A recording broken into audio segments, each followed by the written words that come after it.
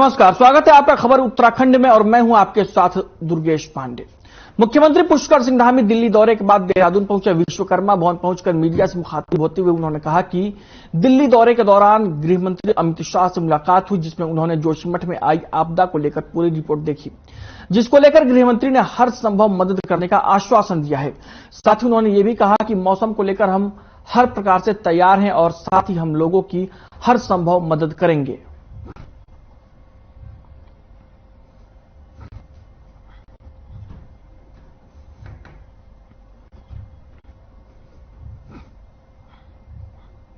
माननीय गृह मंत्री जी ने पूरी रिपोर्ट देखी है, उनको सारी बिंदुओं से मैंने अवगत कराया है।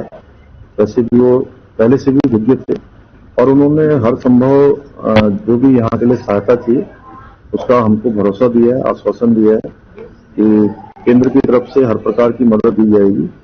और अभी सभी प्रकार के जो आकलन है वो कर रहे हैं। 8 एजेंसियां वहां पर अपना आकलन कर रही है, अपना सर्वेक्षण कर रही है, क्योंकि एक प्रारंभिक रूप से जो हम लोगों को अभी वहां के प्रभावित लोग हैं उनकी आवश्यकता के लिए, उनकी जरूरत के लिए, उनकी मदद के लिए जो भी चाहिए उस पर हम लोग काम कर रहे हैं।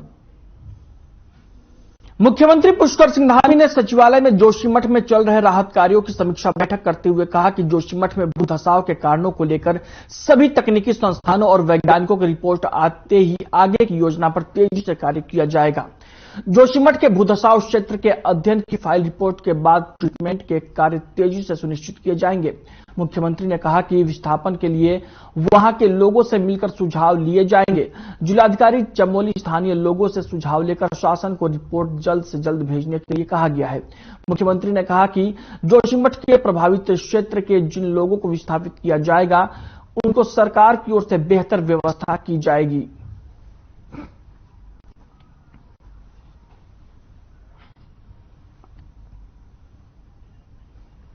सबसे बड़ी बात तो यह है कि पूरे देश भर से कुछ लोग ट्वीट के माध्यम से, कुछ सोशल मीडिया के माध्यम से, अनेकों माध्यमों से उत्तराखंड की स्थिति को बहुत भयावह दर्शा रहे हैं। पूरे उत्तराखंड की, जोशीमठ के समेत पूरे उत्तराखंड को कह रहे हैं कि उत्तराखंड खतरे में है, उत्तराखंड डूब रहा है। मैं कहना चाहता हूं कि ऐसी स्थिति नहीं है और जोशीमठ में भी 70% लोग अभी आज ऐसे सामान्य जीवन जी रहे हैं, अच्छे से काम कर रहे हैं। इस प्रकार की स्थिति बनाने से जहां उत्तराखंड के अंदर भी एक नकारात्मक संदेश जा रहा है और पूरे देश के अंदर भी जा रहा है, क्योंकि पूरे देश की आस्था श्रद्धा का केंद्र बिंदु उत्तराखंड है। यहाँ प्रत्येक वर्ष लाखों की संख्या में, करोड़ों की संख्या में लोग आते हैं। जोशीमठ की मुश्किलें खत्म होने का नाम नहीं ले रही हैं। बता दें आपको कि मौसम विभाग ने जोशीमठ में बारिश की संभावना जताई है, जिसके चलते कहीं ना कहीं राहत कार्यों में मुश्किलें खड़ी हो सकती हैं। इस पर मुख्यमंत्री पुष्कर सिंह धामी ने कहा कि जोशीमठ में राहत बचाव कार्य चल रहा है और अगले 2 दिन बारिश की संभावना को देखते हुए भी राज्य सरकार पूरी तरीके से तैयार है। हर तरीके से वहां के लोगों की जान माल की सुरक्षा हर स्थिति में की जाएगी।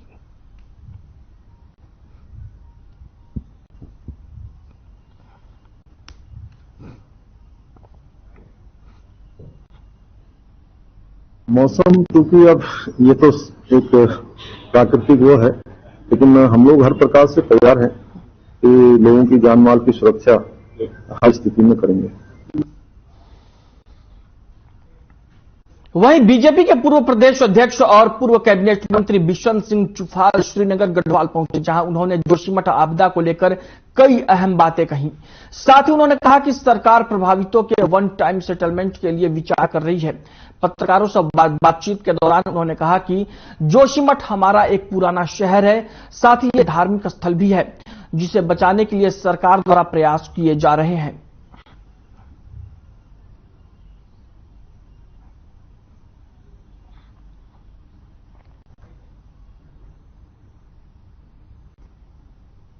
क्योंकि ये जोशीमठ बहुत पुराना हमारा शहर है और एक प्रकार से धार्मिक वे है, पर्यटक स्थल है, तो सरकार भी इस पर बिल्कुल विचार कर रही है। क्योंकि इंजीनियरिंग की टीम वहाँ पर पहुँच गई है और वहाँ पर जितने भी भूवैज्ञानिक हैं, केंद्र सरकार, भारत सरकार ने, प्रधानमंत्री नरेंद्र मोदी जी ने वहाँ पर भेजी है, वो उसका अध्ययन कर रही है। अध्ययन करने के बाद उसका ट्रीटमेंट कैसे किया जाए, कैसे जोशीमठ को बचाया जाए। इस पर सरकार बिल्कुल गंभीरता से विचार कर रही है। निश्चित रूप से जो लोग अभी प्रभावित हुए हैं, जो 700-800 परिवार प्रभावित है, उनको अभी राहत सामग्री उन तक पहुंचाई जा रही है, उनको शिविर में रखा गया है।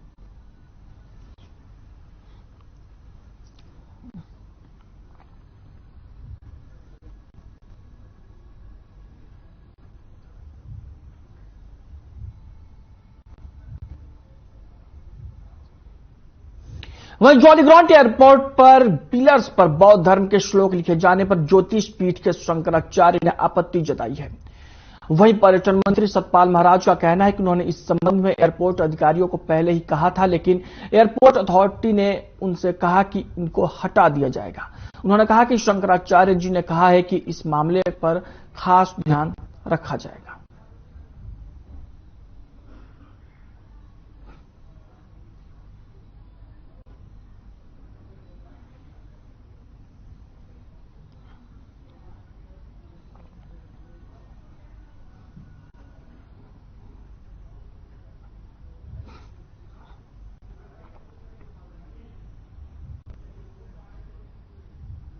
जब मैं वहां देखने गया था, उसका मुआयना करने गया था, तो मैंने यही कहा था कि भाई ये आपने जो टिबेटन में यहाँ लिखे हुए हैं ओम मणि पद्मे हंस, ये यहाँ की संस्कृति नहीं है।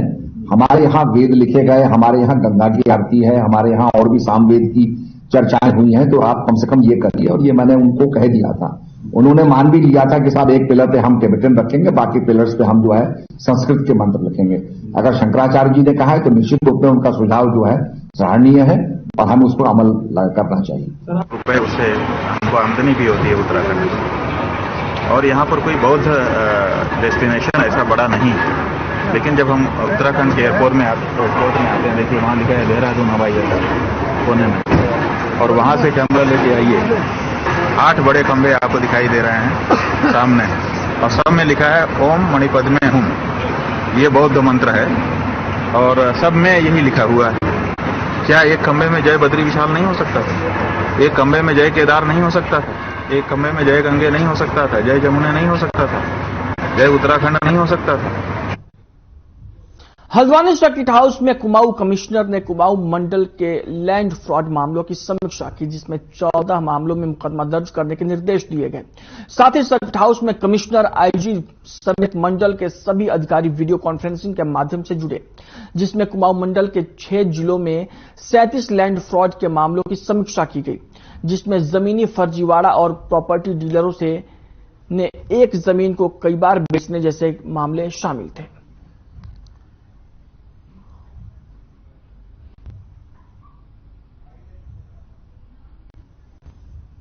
सबसे पहले तो आप उसकी लेटेस्ट खतौनी कंप्यूटराइज है आजकल, वो निकाल लेनी चाहिए कि ये पता चले कि जिससे आप खरीद रहे हो उसकी जमीन है भी उतनी या नहीं है। सेकेंडली, आप सब रजिस्ट्रार के ऑफिस में जाके वहां पे खेत नंबर के हिसाब से रिकॉर्ड होता है, 10 साल का, 15 साल का, 20 साल का, कि जो खेत नंबर में ले रहा हूं ये 15 सालों में किन किन हाथों में गया है। अगर ये कई हाथों में गया है तो क्या किसी में कोई विवाद तो नहीं है, कोई मामला किसी न्यायालय में विचाराधीन तो नहीं है, इसको देखना चाहिए। थर्ड चीज जो हम लोग अक्सर चूक जाते हैं देखने से, वो ये देखना चाहिए कि जो कंसर्न लैंड है कहीं बंधक तो नहीं है किसी बैंक में। भी है, उनका रेट आपसी तय हुआ था कि उतने में वो जमीन बेची जाएगी। तो उसके बाद जो है उसने रजिस्ट्री कर दी, और रजिस्ट्री करने के बाद जो है उसको जो बेचने वाले को पैसा नहीं मिला। बाद में बेचने वाला मेरे पास आया कि भैया जो है हमने इनको जमीन तो बेच दी, लेकिन रजिस्ट्री की इन्होंने पैसे दिए ही नहीं। मतलब कितने पैसे दिए? तो बोले वो ऐसी मौखिक 1 रुपए का हुआ था।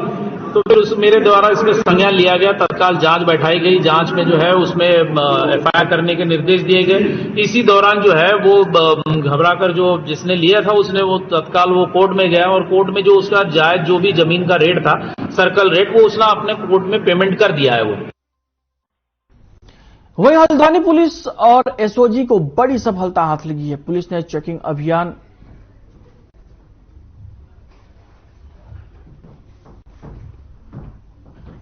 चलाकर टीपी नगर थाना क्षेत्र के अंतर्गत छोटा हाथी में 102 पेटी अवैध शराब बरामद की और साथ ही एक आरोपी को गिरफ्तार किया है। आपको बता दें कि आरोपी हरियाणा के सोनीपत से अवैध शराब लेकर हल्द्वानी सप्लाई करने आया था। वरिष्ठ पुलिस अधीक्षक का कहना है कि शराब की बोतलों के ऊपर CSD कैंटीन के रैपर लगे हैं। हालांकि पूछताछ में यह पता चला कि यह शराब सोनीपत में बनाई गई है। बावजूद इसके पुलिस इस शराब के असली और नकली होने की भी जांच कराएगी। पुलिस के अनुसार जांच के बाद अग्रिम कार्रवाई की जाएगी।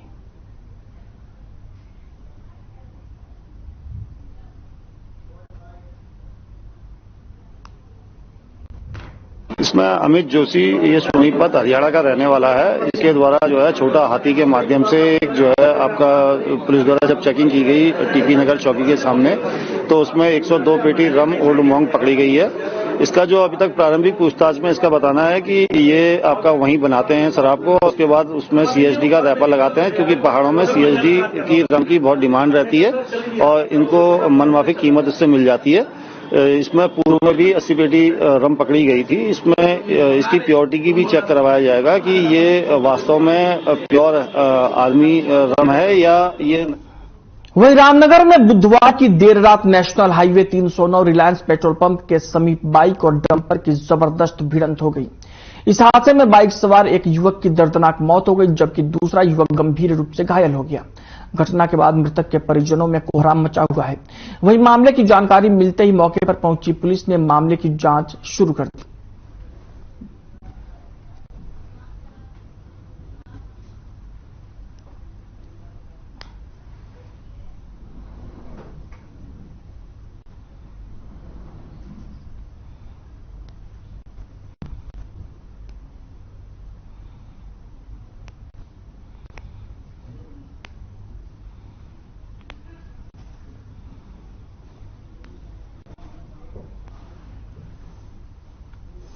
वहीं रुड़की के सिविल अस्पताल में 2 दिन पहले एक कैदी को हर्निया के ऑपरेशन के लिए भर्ती कराया गया था, लेकिन भर्ती होने के बाद कैदी पुलिस के जवानों को चकमा देकर सिविल अस्पताल से फरार हो गया, जिसकी पुलिस तलाश कर रही है।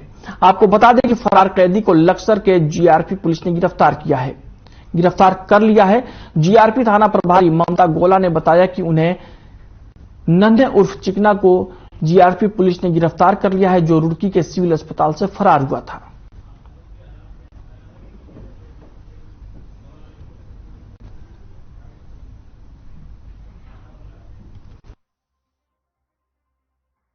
उनके माध्यम से सूचना प्राप्त हुई थी कि एक कैदी है जिसको उपचार के लिए सिविल अस्पताल रुड़की में एडमिट कराया था। तो वहां से वो चकमा देकर, जो हमारे जेल के कर्मी थे ड्यूटी पर तैनात थे, उनको चकमा देकर वो फरार हो गया। तो उसी की तलाश में हम लोग यहाँ सर्च कर रहे थे। हमारा ये फोर्स यहीं आ रखा था और लक्सर थाने से भी सिविल पुलिस आई हुई थी।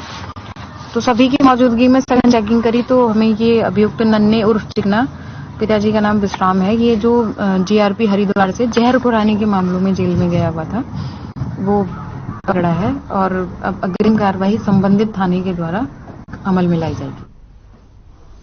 शहर की एक व्यस्ततम रोड पर लावारिस अवस्था में नवजात के मिलने से सनसनी फैल गई। मौके पर भीड़ इकट्ठी हो गई, जिसके बाद किसी ने नवजात को उठाकर अस्पताल पहुंचाया। इस दौरान मामला पुलिस और महिला आयोग के पास पहुंच गया। सूचना मिलते ही महिला आयोग की अध्यक्ष कुसुम कंडवाल अस्पताल पहुंची, जहां उन्होंने डॉक्टरों से नवजात के स्वास्थ्य के बारे में जानकारी ली। फिलहाल नवजात को स्वस्थ बताया गया है। जानकारी करने पर पता चला कि नवजात की मां किसी अन्य अस्पताल में भर्ती है।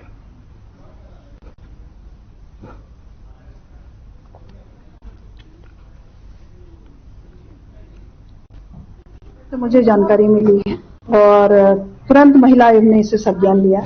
मैं उस हॉस्पिटल में गई हूँ। बच्चा सुरक्षित है, जच्चा बच्चा दोनों ही सुरक्षित है।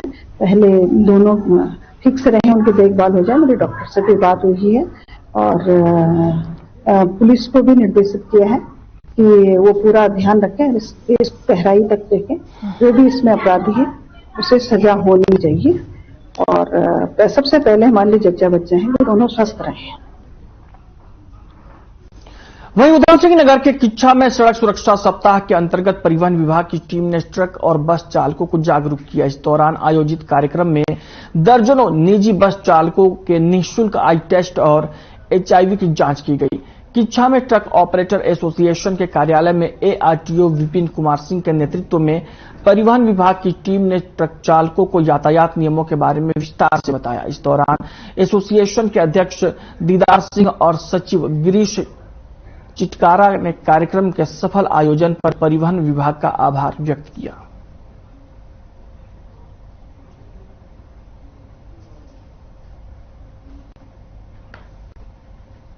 यहाँ पे आरटीओ बीके सिंह जी आए हुए थे।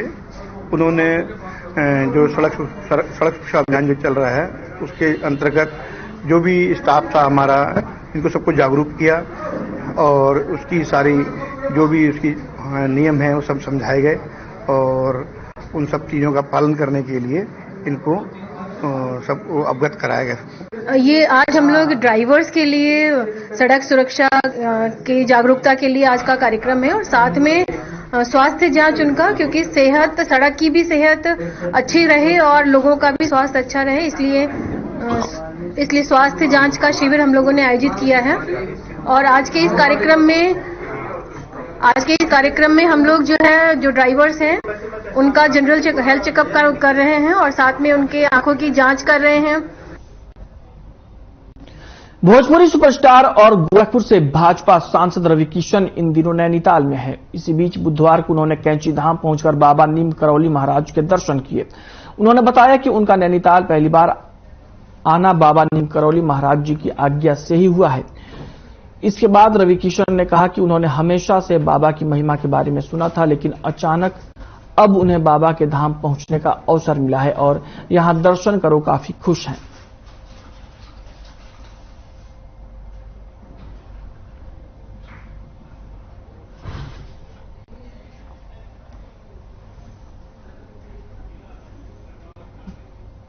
नैनीताल पहली बार आया, कभी आए नहीं थे, कभी शूटिंग नहीं हुई हमारी, तो यही नीम करौली बाबा ही बुलाया। मतलब ये मुझे बड़ा ही शक्ति पीठ लगी हमको। यहाँ परिवार के साथ आए हम, अपने पत्नी बच्चों के साथ आए, तो हमको एक बड़ी शक्ति पीठ लगी। इनके बारे में सुनते रहे, मुझे ऐसा लगा कि एकदम ही निस्वार्थ संत की तरह रहे। और इन्होंने उत्तर प्रदेश के पंडित जी रहे, शर्मा जी, उन्होंने कुछ मांगा नहीं, लेकिन उस जगह को उन्होंने पूरा सिद्ध कर दिया जहां जहां गए आज। और यहाँ पर कोई जैसे कोई मांग नहीं रहा, कोई पैसा, यहाँ पर कुछ ऐसे वो सारी चीजें ही नहीं।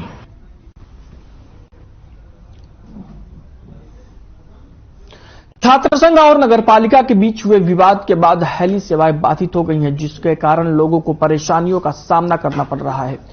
बागेश्वर में नगरपालिका उत्तरायणी मेले में पहली बार हेलीकॉप्टर की सेवा प्रदान की जा रही है। मेलार्थियों को हेलीकॉप्टर से मेले की सैर कराई जा रही है, लेकिन बुधवार को हेली सेवा बाधित हो गई। हेली सेवा पीजी कॉलेज बागेश्वर के मैदान से चल रही थी, लेकिन कॉलेज छात्र संघ पदाधिकारियों ने इसका विरोध करना शुरू कर दिया और हेलीकॉप्टर को उड़ने नहीं दी।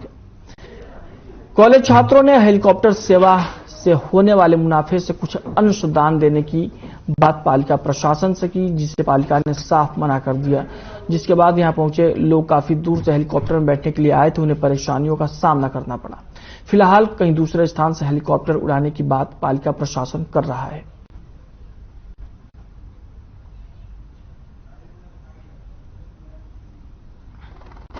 हम यहाँ होली सेवा के लिए इधर आए थे अपने माँ बापों को लेके, तो सुबह से बैठे हैं। यहाँ कॉलेज वालों के प्रदर्शन की वजह से हम इतनी परेशानी झेलनी पड़ी। अभी 2 बज गए हैं, अभी तक चला नहीं है और इंतजार में है अभी भी। तो हेली सेवा शुरू की गई है, वो महाविद्यालय प्रशासन से बिना किसी परमिशन के यहाँ पे शुरू की गई है, जो बिल्कुल अवैध है। कुछ व्यक्तिगत लोगों के लाभ के लिए यहाँ पे हेली सेवा शुरू की गई है। किराया इतना महंगा है और इसका कोई अंशदान, जबकि जो रूलिंग होती है उसके हिसाब से अगर आप किसी महाविद्यालय या किसी भी परिसर का आप कोई भी फील्ड या कोई भी भवन यूज करते हैं तो उसका अंशदान आपको कॉलेज प्रशासन को देना होता है। यहाँ तो अंशदान देने की दूर की बात है, यहाँ कॉलेज प्रशासन से पूछा तक नहीं गया। कॉलेज प्रशासन खुद लेटर लिख रहा है कि आपने बिना पूछे कैसे कर दिया है। तो इस वजह से हम यहाँ पर आंदोलन पर बैठे हुए हैं। बीजेपी की ओर से जिले के सभी 12 मंडलों के अध्यक्षों की सूची जारी कर दी गई है। जिलाध्यक्ष निर्मल मेहरा ने जानकारी देते हुए बताया कि पार्टी प्रदेश अध्यक्ष महेंद्र भट्ट के दिशा निर्देश पर यह सूची जारी की गई है, जिसके अनुसार बाराकोट मंडल से राकेश अधिकारी, लोहाघाट नगर मंडल से सचिन जोशी, लोहाघाट ग्रामीण मंडल से देवेंद्र पाटनी, खेती खान मंडल से नवल कलखुरिया, रीटा साहब मंडल से नवीन रसीला, पार्टी मंडल से जगदीश जोशी, चंपावत नगर मंडल से सुनील पुनेठा, चंपावत ग्रामीण मंडल से प्रकाश बिनवाल, मंच तामली मंडल से कमल रावत, घूरा अमोली मंडल से नवीन भट्ट और टनकपुर मंडल से तुलसी कुंवर और बनबसा मंडल से कमलेश भट्ट को मंडल अध्यक्ष नियुक्त किया गया है।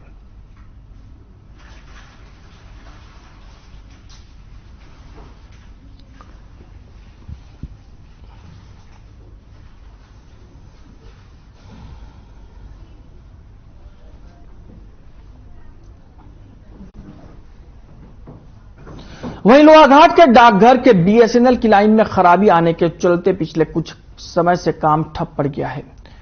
लेन देन के लिए डाकघर आने वाले लोग यहां के चक्कर काटते थक चुके हैं। डाकघर में पैसों का लेन देन न होने से उपभोक्ता निराश होकर लौट रहे हैं।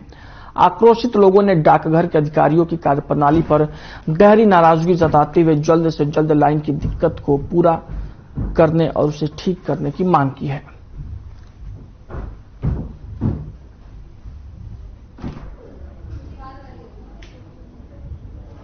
नेटवर्क पे ना हो जाएगा, काम बारिश है। बीएसएनएल ऑफिस में इसके बारे में बता दिया गया है और उनके द्वारा देखा भी गया है 2-3 बार, लेकिन अभी तक लाइन चालू नहीं होता। लाइन में अभी भी आई थी, उनका कहना है कि आज शाम तक सही हो गया तो कल से सही हो गया। इस संबंध में उन्होंने उच्च अधिकारी को बताया, उन्होंने बीएसएनएल के अलावा एक दूसरा नेटवर्क जो यहाँ सही चले उसकी व्यवस्था करने की गई है। से आए हैं, यहाँ पैसे नहीं मिल रहे हैं, हमको परेशानी है रहने की भी। अब यहाँ कब तक रहेंगे, किसके घर में रहेंगे? खटीमा से यहाँ पैसे चल ही नहीं रहा है, पैसे ही नहीं मिल रहे हैं 3 दिन से। वह जोशीमठ के मौजूदा हालातों के बारे में जानकारी साझा करते हुए आपदा प्रबंधन सचिव ने एक प्रेस कॉन्फ्रेंस की। इस दौरान उन्होंने बताया कि जोशीमठ में हो रहे पानी का रिसाव घटा है और पानी का रिसाव 123 लीटर पर मिनट था, जो अब 100 लीटर पर मिनट तक घट गया है और अब जोशीमठ में 258 परिवारों के 865 सदस्यों को विस्थापित किया जा चुका है। जोशीमठ का अध्ययन कर रही सभी तकनीकी संस्थाओं के डायरेक्टर के साथ वहां के हालातों को लेकर चर्चा भी की गई। इसके साथ ही सभी संस्थाएं गहनता से मामले की जांच कर पाएं और एक ठोस निष्कर्ष पर तक पहुंच सके, इसके लिए संस्था की ओर से बनाई गई कमेटी रिपोर्ट को आपस में साझा करने के निर्देश भी दिए गए हैं। साथ ही जोशीमठ के पुनर्निर्माण को प्राथमिकता पर रखने के लिए भी सभी संस्थाओं को निर्देशित किया गया है।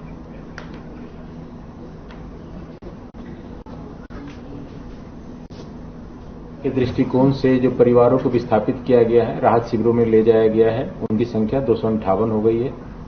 कल 250 थी और 865 सदस्यों को विस्थापित किया गया है। 258 परिवार, उनमें सदस्यों की संख्या 865। बाकी एक जो महत्वपूर्ण आज मुख्य सचिव महोदय ने जो सेंट्रल तकनीकी संस्थाएं हैं जो जांच कर रही है वहां पे, उन सबके डायरेक्टर और हेड के साथ एक वीसी हुई, जिसमें उनको कुछ जांच को किस तरह से प्रायोरिटी देना चाहिए उन मुद्दों पे वार्ता हुई। और उसमें वार्ता में जो मुख्य बिंदु हैं वो ये है कि चूंकि एक नेशनल प्रायोरिटी का विषय है जोशीमठ का विस्थापन और पुनर्निर्माण, तो इसमें सारी संस्थाएं इसको टॉप प्रायोरिटी पे रखें। जो जांचें हैं वो समयबद्ध तरीके से हो, उसका टाइमलाइन भी लोगों ने दे दिया है और टाइमलाइन को किस तरह से स्क्वीज किया जा सकता है और कम समय में किस तरह से जांच करके रिपोर्ट दी जा सकती है, उसके संबंध में उनको कार्रवाई के निर्देश दिए गए। इसके अलावा कोई भी संस्था अगर रिपोर्ट, जैसा एनडीएमए ने ऑर्डर किया है कि सारी संस्थाओं के साथ विचार विमर्श करके ही कोई भी रिपोर्ट साझा की जाएगी राज्य सरकार या किसी भी संस्था के साथ। बुलेटिन में फिलहाल के लिए इतना ही। मुझे दीजिए इजाजत। नमस्कार।